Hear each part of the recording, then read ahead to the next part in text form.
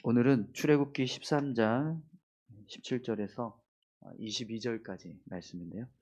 하나님의 인도하심이라는 제목으로 같이 함께 말씀을 나누겠습니다.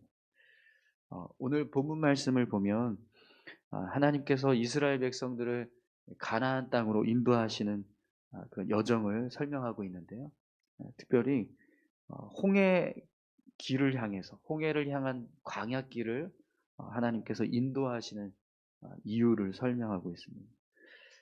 사실 이 애굽에서 가나안 땅까지 가는 이 길 중에 가장 최단거리는요. 예. 그냥 직선 코스로 이렇게 쭉 가면 되거든요. 그런데 하나님께서 인도하시는 길은요. 지금 이제 애굽에서 나와서 밑으로 홍해 밑으로 해서 이 시나이 반도 밑에 보면 이제 홍해가 시내산이 이 뾰족한 그 밑바닥 이 밑부분에 있습니다. 위치하고 있거든요. 그래서 밑으로 내려서 시내산을 거쳐서 다시 가나안 땅으로 이렇게 기역자로 이렇게 V자 형식으로 길을 인도하세요.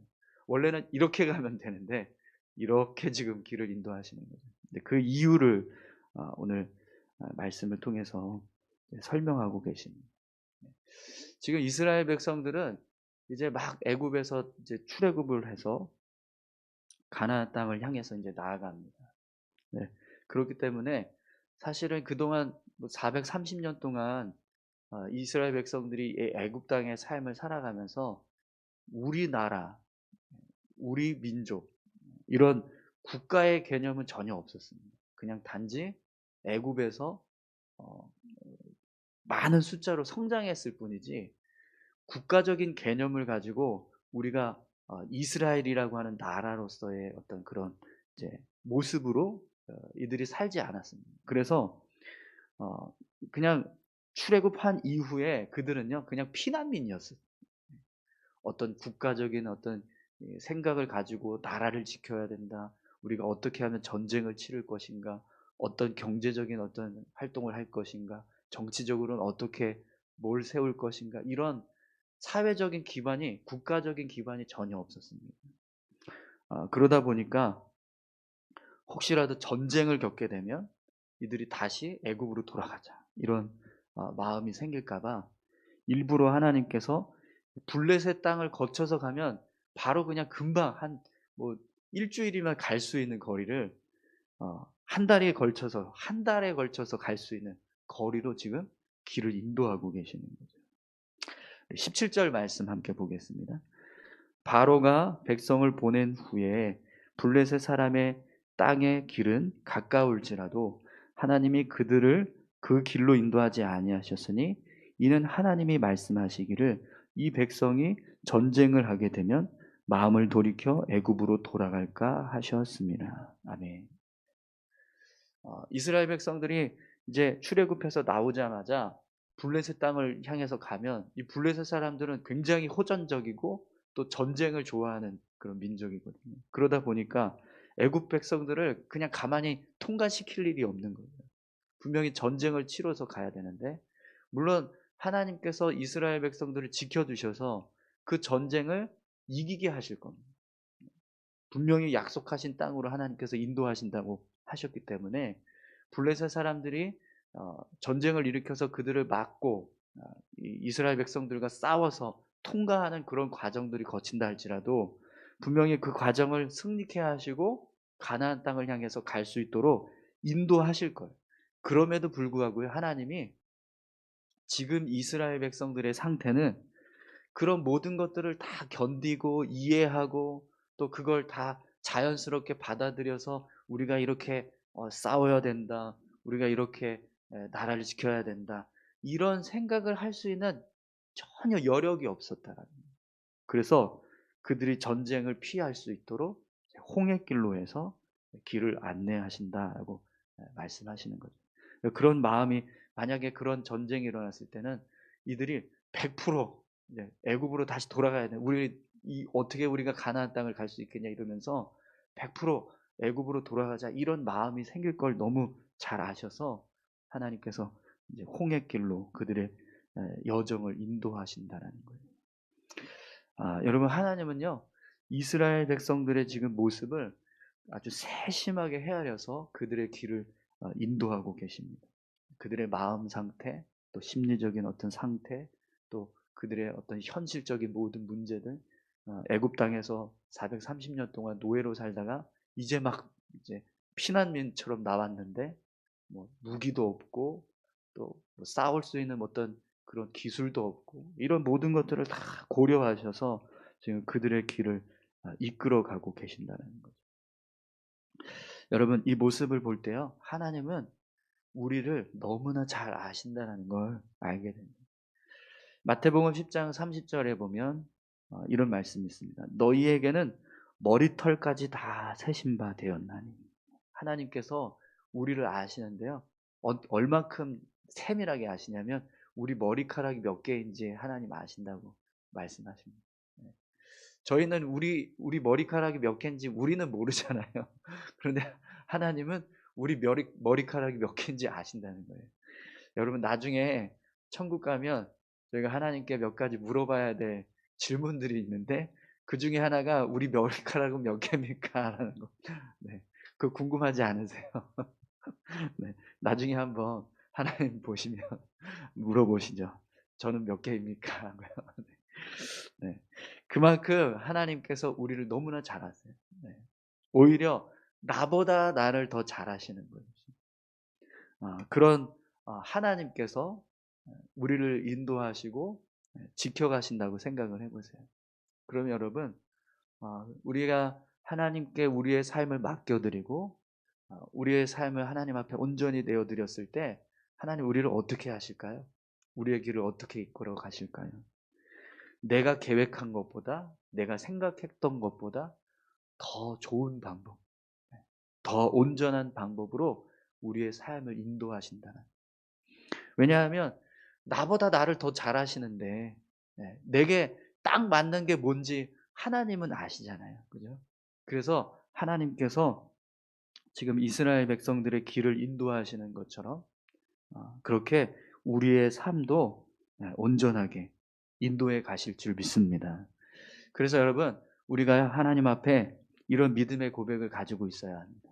하나님이 인도하시는 길은 가장 선하다.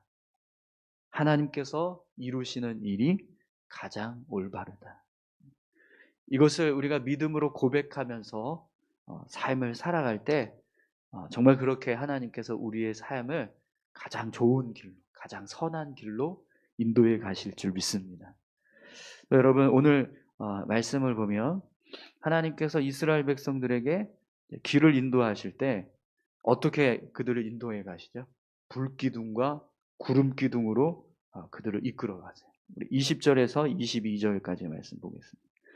그들이 숫곳을 떠나서 광야 끝 에담의 장막을 치니 여호와께서 그들 앞에서 가시며 낮에는 구름기둥으로 그들의 길을 인도하시고 밤에는 불기둥을 그들에게 비추사 낮이나 밤이나 진행하게 하시니 낮에는 구름기둥 밤에는 불기둥이 백성 앞에서 떠나지 아니하니라. 아멘.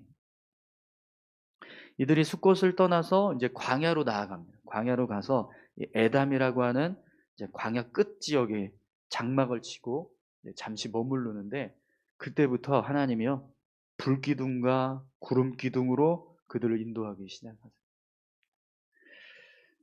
밤에는 불기둥으로, 낮에는 구름 기둥으로 그들을 이끌어 가십니다. 여러분 광야는요 특이한 것이 낮에는 굉장히 햇빛이 강렬해서 40도까지 막 올라갈 수 있는 그런 이제 뜨거운 태양빛이 비춥니다. 대신에 밤에는요 이게 뭐 이렇게 뭐 나무도 없고 뭐 그런 전혀 뭐 자연 환경이 뭐 이렇게 기온을 이렇게 좀 이렇게 자연스럽게 이렇게 중립시킬 수 있는 그런 환경이 되지 않다 보니까 급 예, 밤에는 완전히 그냥 급강하에서 이제 영하로 기온이 떨어지는 그런 지형입니다. 그러다 보니까 낮에는 엄청 뜨겁고 밤에는 엄청 추운 그런 이제 지형이 광야거든요. 그래서 이스라엘 백성들이 광야로 이제 나아가서 가나안 땅으로 갈 때 낮에 강렬한 햇빛이 계속해서 내리쬐면 이들이요 갈 수가 없는 거예요. 특별히 광야는 물도 없고 또 먹을 식량도 없습니다. 예. 공급할 수 있는 어떤 그런 생명을 유지할 수 있는 그런 공급할 수 있는 게 하나도 없는 지역입니다. 그런 지형에서 뜨거운 햇볕이 계속해서 강렬하게 내리쬐면 여러분 이스라엘 백성들이 어떻게 될까요? 뭐 며칠 가지도 못하고 탈진할 겁니다. 근데 하나님이요 그걸 막으시기 위해서 구름 기둥으로 그들을 인도하셨다. 또 밤에는요 다 얼어 죽는 거예요. 광야에서 얼어 죽는다고 그래요. 뜨겁게 체온을 유지하지 못하면 그냥 얼어서 죽는 일들이 비일비재하다고 합니다.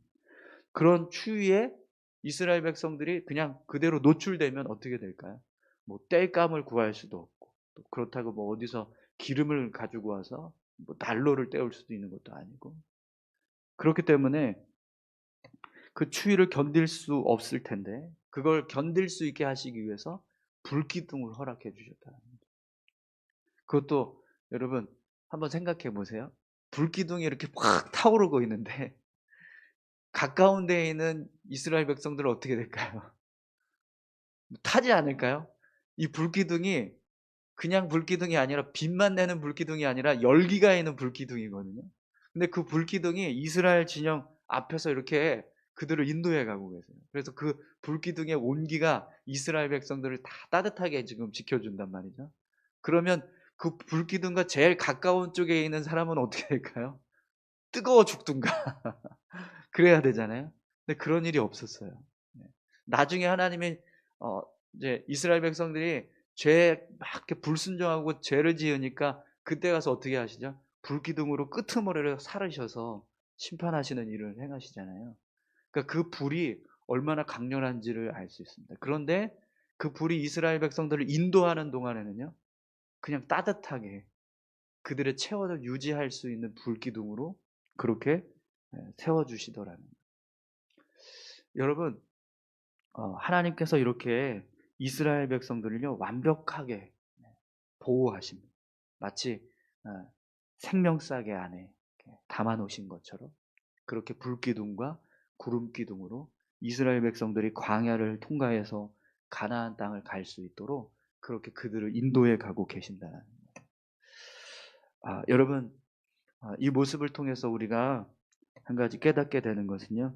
하나님은 하나님의 백성들과 함께 동행하신다라는 겁니다.